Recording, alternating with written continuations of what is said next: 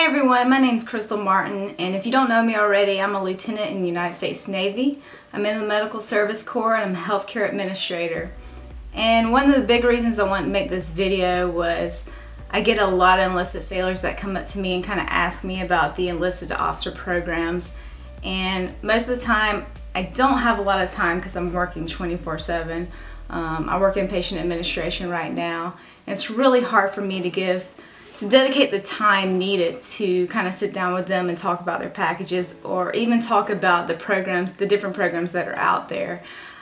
In the past, I did create a PowerPoint presentation that kind of broke it down, but instead I kind of wanted to do a video. That way I could just shoot this link and whoever needed that information could just watch this video and get all the information that they needed, and then come back and ask me any questions that they had in particular about the certain programs from enlisted to officer in regards to medical programs.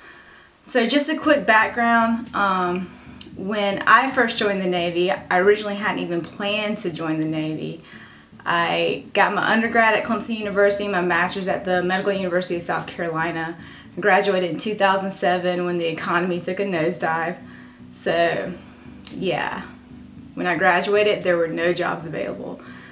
Looked at the Navy, never looked back. When I came in, saw all the funding that was available for people and was like, wow, wish I would have done this right out of high school.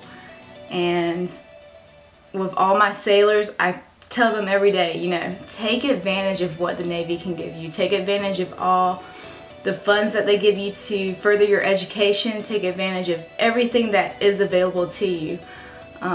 So hopefully the breakdown that I'm going to give you in this video will give you all the knowledge that you need to succeed, and all of the knowledge that you need to maybe make your package and then get that far ahead. So a lot of people call it crossing over to the dark side.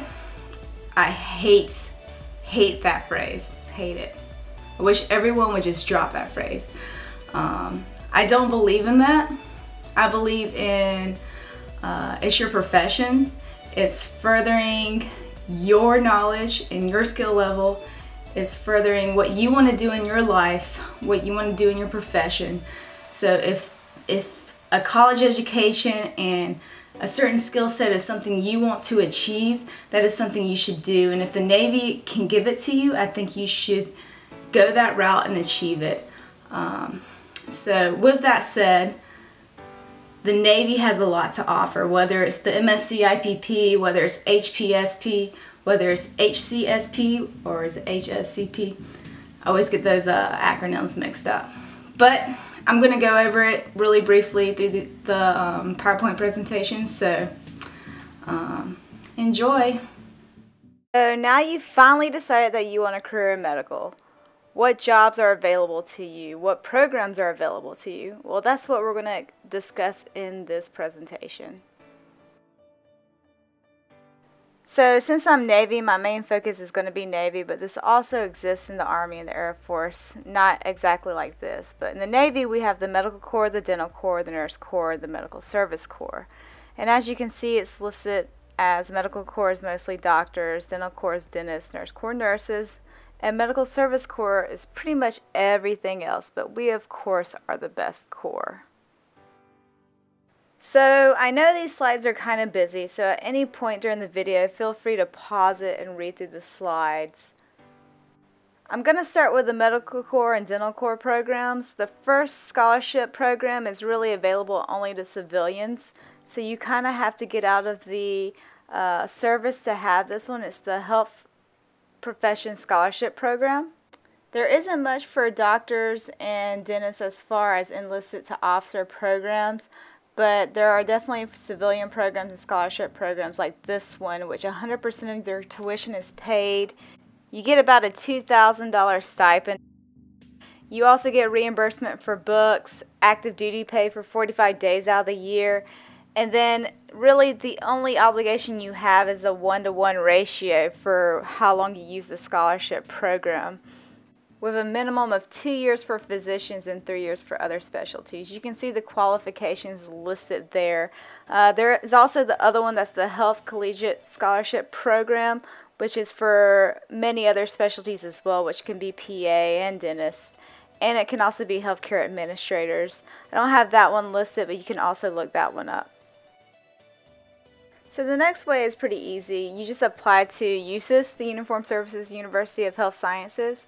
You just apply to the college, you get accepted, you're commissioned as an ensign, get paid as an ensign. You're committing to serve at least 7 years in active duty, 4 years in residency, a total of 11 years of commitment after you complete your 4-year education. So FAP is another program that's not really talked about. You kind of already have to be accepted or enrolled into a program, and then you can apply for FAP. More information can be found at the website below. It's kind of similar to the Health Scholarship Program. So next we have the Nurse Corps with msc-ipp, the Medical Enlisted Commissioning Program, which is one of our most highly sought after programs for nursing. This program is for all enlisted members, and you simply have to just put in a package and be eligible and complete your BSN prior to your 42nd birthday. So what's great with this program is you do get your full pay and allowances in your enlisted pay grade, and you're eligible for advancement while you're in college, and that's why a lot of people apply for this program. However, one of the kickers is you are expected to already have a majority of your prerequisites done. So essentially you should already be ready to complete your Bachelor's of Nursing within 2 to 3 years. The Navy is also highly competitive in the Nurse Corps, so I always recommend getting a Master's at some point in time as well. For this program, you'll need at least 1,000 on your SAT or a 42 on your ACT. And it's critical to get your letter of recommendations from higher ranking Nurse Corps officers. I would recommend Lieutenant Commander or above. If you can get a commander level or above, that's even better. Again, this is one of those packages where you kind of want to do some internships where you're following around some Nurse Corps officers, where you get your name out there and at least kind of know what they're doing, especially if you're in a rate that is not corpsman and you're not dealing with patients directly. So Stage 21 is another enlisted officer program that's available for the Nurse Corps. It's also available for the Medical Corps. I didn't mention that before. But for the Medical Corps, there's only one slot available, so it's highly, highly competitive. For the Nurse Corps, it's also highly, highly competitive, simply because Stage 21 is available to all enlisted sailors, and it is pretty much for every single collegiate program that is out there. So that's why most people don't recommend Stage 21 for medical programs, but it does not hurt to apply for pretty much any program that you want to apply for. So I recommend, if you can do all of them, do all of them. I would create a package for all the ones that you want to apply for and find which one best fits you and pick that one and go for it. The Nurse Candidate Program is similar to FAP in that you have to be already enrolled in a program, and you can enroll in this program after your sophomore year. With this one, however, you get a grant of $10,000 and it's paid in 2 different installments. The service obligation is a little bit different. If you use this for 1 to 12 months, you're still obligated to serve 4 years, and any longer than that is 5 years. So this is the Medical Service Corps and Procurement Program, which is the second most popular enlisted to officer program. For this one, you must at least be an E5 to apply. Upon commissioning, you incur a minimum of an 8-year service obligation with 3 years on active duty, and the age limit is 42 years old. So for this program, the kicker is that the packet for this one is different for each profession. So it depends on which profession in the Service Corps that you want to apply for. I'll break down some of the highlights for each of them. So the first one is Healthcare Administrator, of course the best one in the Medical Service Corps. And the minimum education requirement is at least a bachelor's in healthcare admin or an equivalent. You also have to have at least a 2.5 GPA or greater and already be accepted into an accredited master's program for healthcare admin.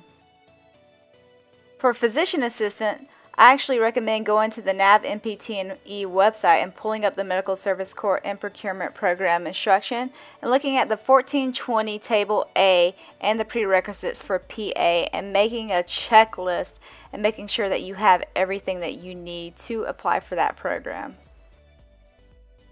Here's a summary for RHO, EHO, and IHO. And then entomology and pharmacy officer.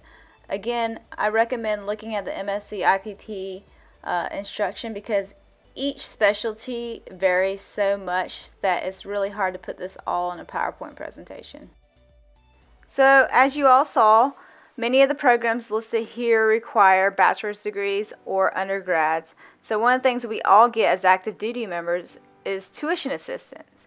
I have listed the website where you can go and see how much each service gets for tuition assistance. The Navy, for example, we get $250 per credit hour, and we get at least 16 credit hours per fiscal year. So that's something you really just need to take advantage of. Use that TA, take online courses, get your prereqs knocked out. There's really no excuse. So many of you may ask, how do I succeed? Again, like I said, applying is the hard part. And actually, it's not really that hard. There's many documents, but as long as you're keeping a binder and maintaining that, revising it on a weekly basis, you'll be ready by the time when the time comes to apply. Just make sure that you're getting those letters of recommendations and you're doing everything you can to make yourself stand out. And again, remember, network, volunteer at the hospital or the MTF or on the ship. Take advantage of everything you have. Ask for help. Have the leadership read and help you write your statements. There's no excuses. You don't have time? Yes, you do. When you're sitting at the warehouse not doing anything, or you're just sitting around, I see you. You can't pass a test? Ask for help. You don't understand something? Ask someone who does. There's no excuses. And again, if anyone has any questions, please feel free to ask. I'm always here to help. I have listed the NAV-MPT&E website, which has all the programs I have talked about. Well, most of them. Some of them you might have to Google. And then I've also listed Miss Beverly Kemp, who deals with all the enlisted officer programs and accepts all the packages. So you can email her for any questions as well.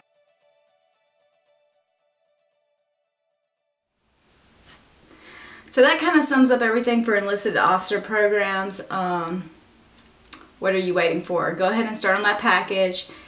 And like I said before, the biggest thing about the packages is start on it now. Like I said, it happens yearly. You turn in those packages yearly. So if you start on it within the year, it's really not a lot. It seems like a lot, but it's really not. So if you start on it in the beginning of the year, it's really easy to get those letter of recommendations to get what you need to go in your package.